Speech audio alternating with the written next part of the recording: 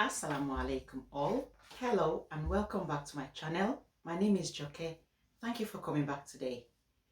Today's video, I'm going to be talking to you about things I wish I knew about marriage before I got married.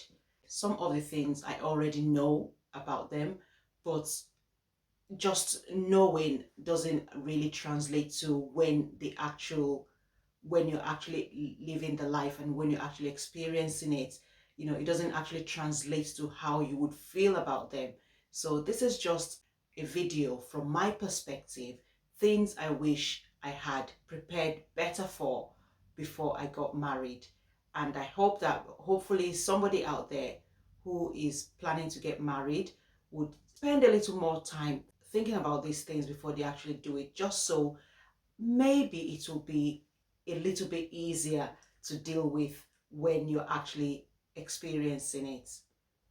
If you're new to my channel, I talk about marriages, I talk about healthy Islamic living, I talk about eating healthy to support a holistic lifestyle. I hope those are some of the things you like to see on YouTube. If they are, I do hope that you decide to subscribe to my channel before you leave today.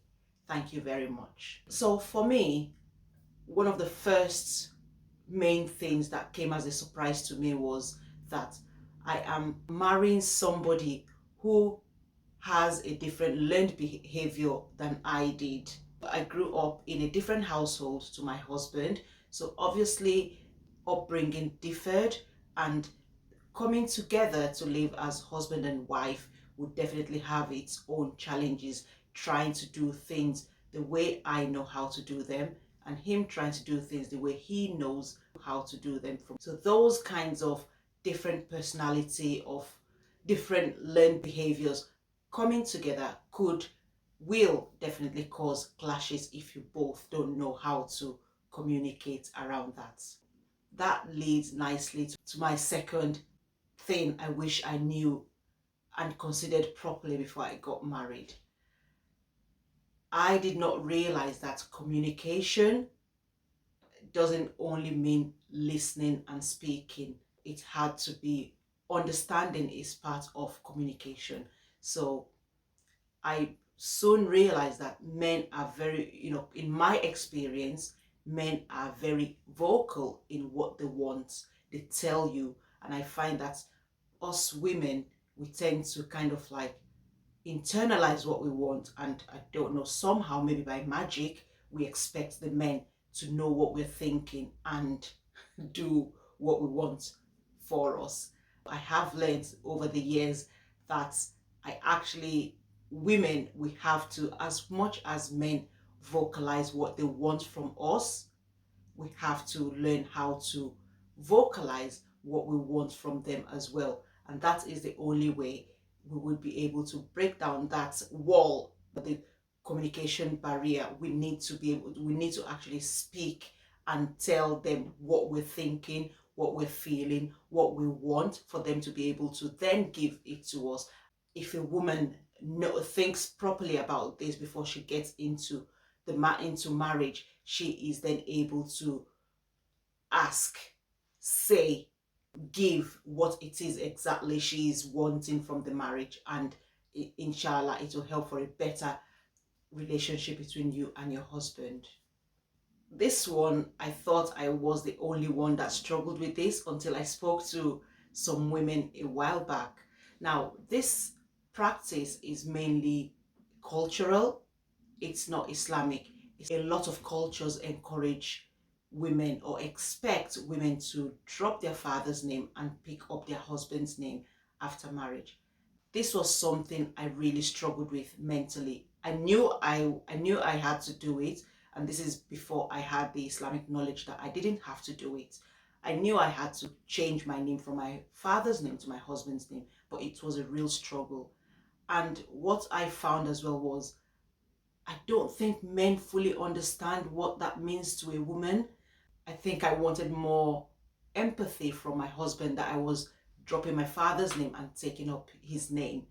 But I didn't feel like that was forthcoming. And that is the same thing with the other ladies I spoke to about it, that they didn't get that same empathy from their husbands when they were a bit hesitant in dropping their father's name. I've seen a lot of women who they merge the names, they have a compound name, so their father's name and their husband's name. But since I have gained the Islamic knowledge I have now, I know I didn't need to have dropped my father's name and take up my husband's name. Change of name is a mental struggle for a woman. Please don't forget to give me a like on this video, and I hope you remember to subscribe to my channel before you leave today. If you have enjoyed this video as well, don't forget to share it with one of your friends at least. Thank you. Another thing I wish I knew beforehand is that the process of becoming one, so the process of you as an individual coming together with your husband as an individual, it takes a lot to understand. It takes a lot to embody. So give yourself time to grow and appreciate this.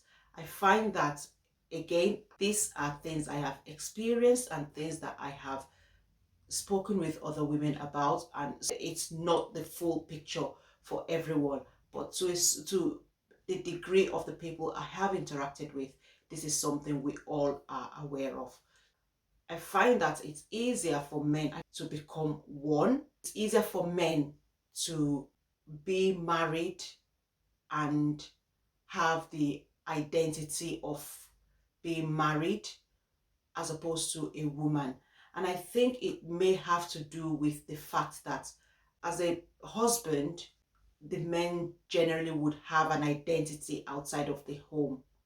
Usually, when they go out with their friends, there's that, that identity of theirs. Whereas a woman, when she gets married, people expect her to drop her identity and leave the identity of a wife, of a mother. So when you go out for meet friends or whatever, people are always asking about who is taking care of your children or your husband while you're out doing XYZ. And nobody asks a man that same question. The process of becoming one is a battle in a woman's head. I hope that makes sense. And this one, it's something that I think it is important to be prepared for when you go into marriage. It was a real surprise to me, and that is that once you are married and a few years after being married, your priorities will change. You may have these ideas going into marriage, how you want it to be 5 years down the line, 7 years down the line, 10 years down the line. But the reality is your life experiences in your second year or your third year or your fourth year will then affect what your priorities will be in your fifth year. So whatever plans you made back in before you got married, be prepared that those 5-year plan, 7-year plan, 10-year plan may change as the years progress. I hope you have found value in this video. If you have, please remember to give it a like. Don't forget to subscribe to my channel and share this video with a few people. Thank you very much for watching, and I hope to see you in my next video. Assalamu alaikum warahmatullah wabarakatuh. Bye bye.